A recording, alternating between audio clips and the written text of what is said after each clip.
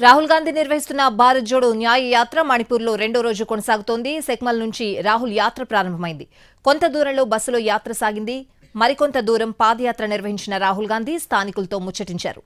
బ్రిగేరియాలో స్థానికులను ఉద్దేశించి ప్రసంగించారు రాహుల్ గాంధీ.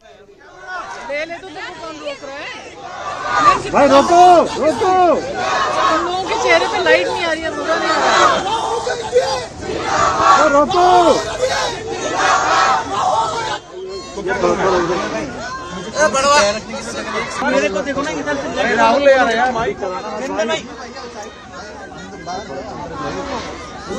मैं एक पैर पे खड़ा हूँ। मेरे को देखो ना इधर से राहुल ले आ रहा है यार भाई मैं एक पैर पे खड़ा हूँ। मेरे को देखो ना